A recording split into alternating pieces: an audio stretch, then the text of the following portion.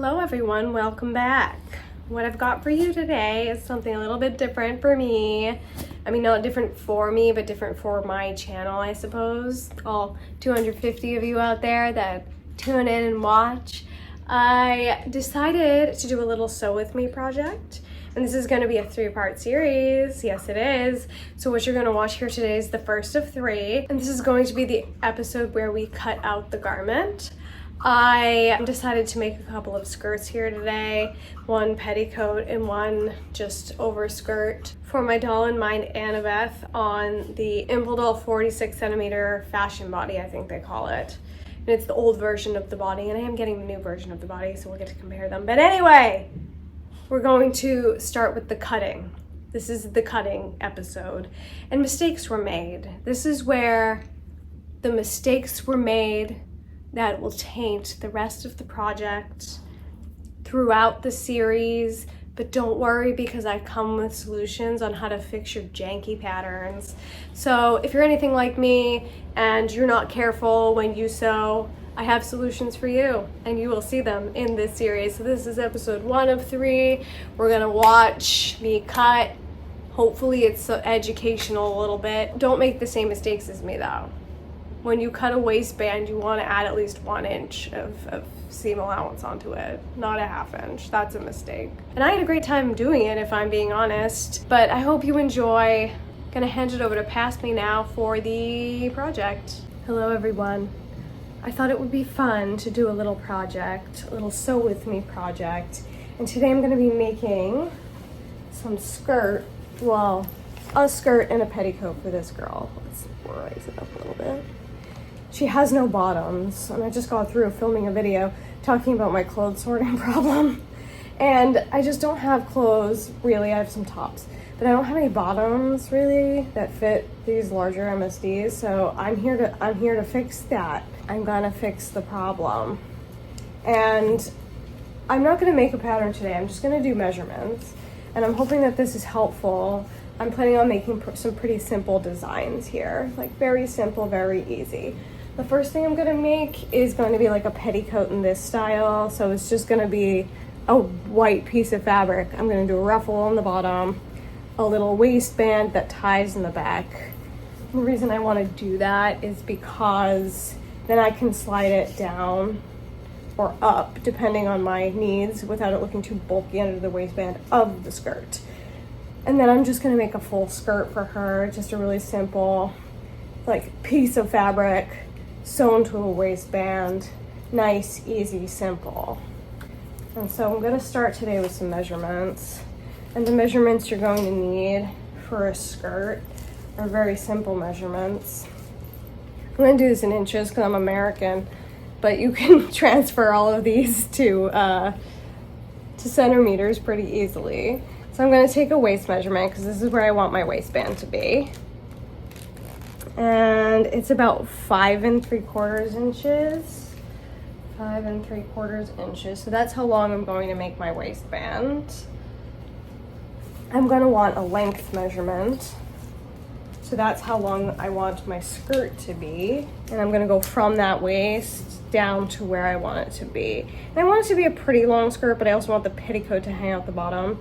So I think the total finish I want to be 11 inches, and therefore I want my skirt to be about, I'm gonna say 10 1/4. That's pretty much all the measurements I'm going to need for this project, which is nice. It's easy, it's simple, right? I'll show you the process here. So I'm gonna start, I'm actually just gonna use pencil. It's probably better to use chalk because it comes out a little bit easier, but I'm just gonna go soft on pencil. And this is where my personal like guesstimation is gonna come in, because the width of the fabric is personal preference. And because I want these skirts to be full, I'm gonna cut a pretty long piece. And they do have to fit into the waistband, which is 5 3/4. So I'm gonna take that and probably like quadruple it. I'd say that's a good place to start, because you can always cut stuff off later. We're going quick and easy on this pattern. So this is my horrible, just unironed white fabric. Gonna have to iron her, and I forgot a ruler, of course. So I'm gonna go 24 inches. It might be too much, but I can deal with that when the time comes. So I'm trying to square this off as best I can. I try and find a straight, which isn't quite that, but that's all right.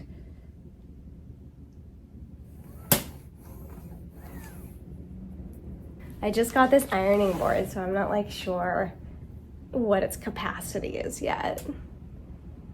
I said 10 1/4. So that's that. I'm gonna add, for shits and giggles, let's add 1/2 inch seam allowance because then I have some room to play. You know what? I'm not gonna need 1/2 inch seam allowance. I'm adding 1/4 because I'm gonna do a ruffle on the bottom. I think I got this white fabric pretty cheap off of Amazon. They like sell it in large quantities. And like normally for doll sewing, I don't like large quantities, but because it's white, it's like multifunctional. Oops. So it's gonna work out just fine. Just rub that one off. It's fine. Shell wipes. Use a shell wipe. Now I'm gonna take all those spots and just draw another straight line through them so it's easy to cut. Cutting is my least favorite part of any sewing project. I find it not fun, easy to mess up, hurts my hands. And because it's just a gathered skirt, like precision isn't necessary. Like I'm not making something that has to fit tight to the body. So there's a lot of give and a lot of leeway in this situation.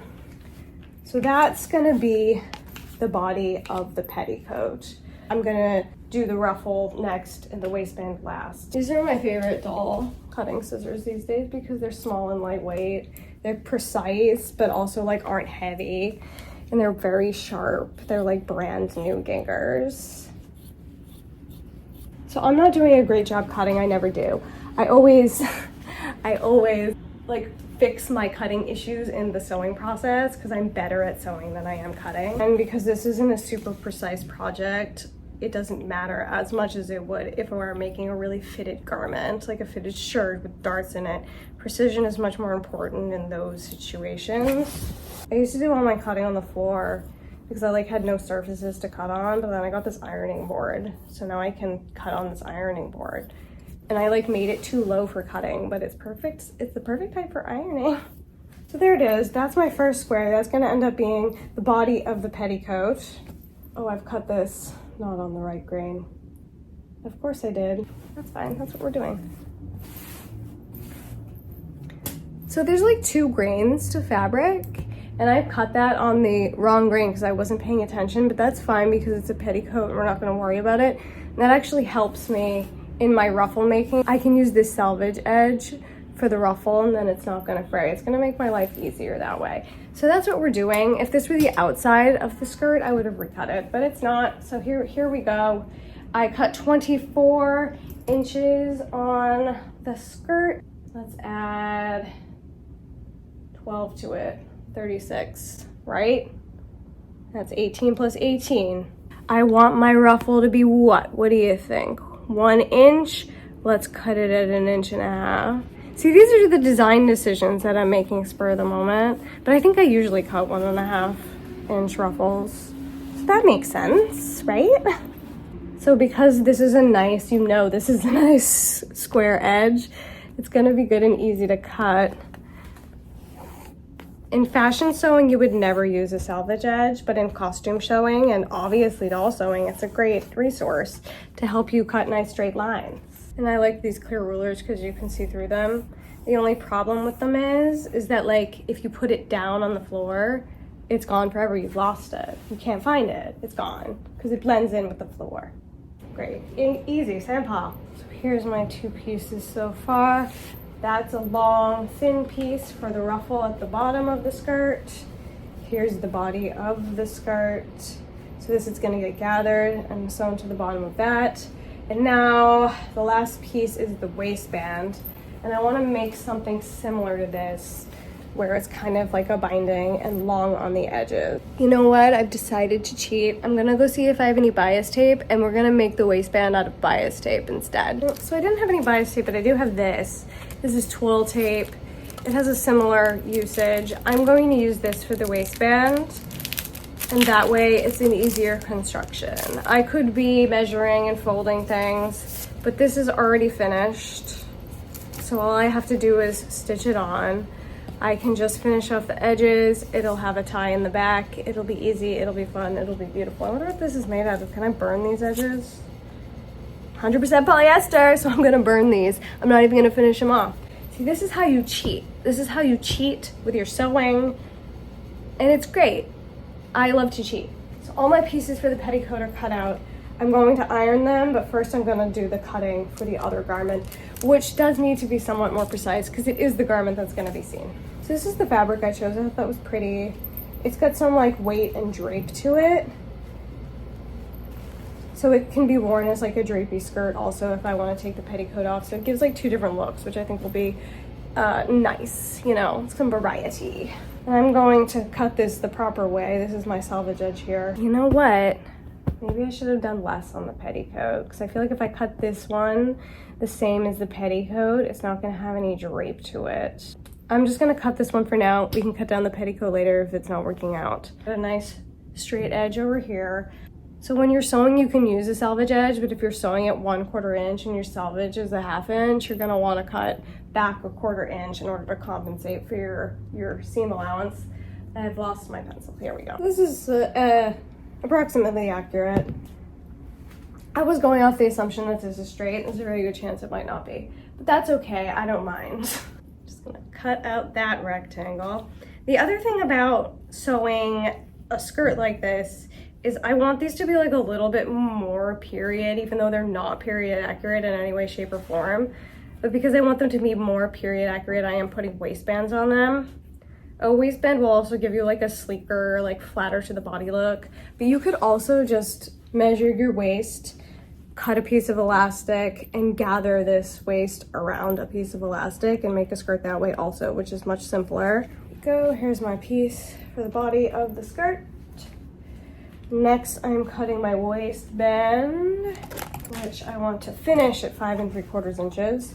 So I'm going to measure that out and then add seam allowance onto it. There's things that need to be accurate and things that need to be less accurate. This is one of the parts that needs to be really accurate. All of these rectangular pieces, you can kind of fudge them in. They're gonna work because they're just gathered into another piece. I think I usually cut them at 1 1/4. I mean 1 1/2 inches. I usually cut them at 1 1/2 inches. So I'm going to cut this one at 1 1/2 inches also. That gives me 1/4 inch on either side for seam allowance. And then on either end, I'm gonna want 1/4 inch seam allowance. So I'm gonna add all of that onto this end because I cut it so close to the other end. So I'm adding a full inch onto this, nope, I'm adding a 1/2 inch onto this end. I'm gonna stop right here to say that if I had added the full inch onto the garment, like my brain had told me to do, then the ripple effect of the garment not fitting wouldn't have happened, and you'll see in the future what the result of this tiny little mistake is. But I should have added a full inch onto that waistband, and that would have covered the overlap, it would have covered the seam allowance, and the fit issues would never have happened. All right, thank you, carry on. For my seam allowance, that's going to be my waistband piece. And I'm going to be a little bit more precise cutting this one out because I want it to be right. And those are my 2 pieces for the overskirt pattern.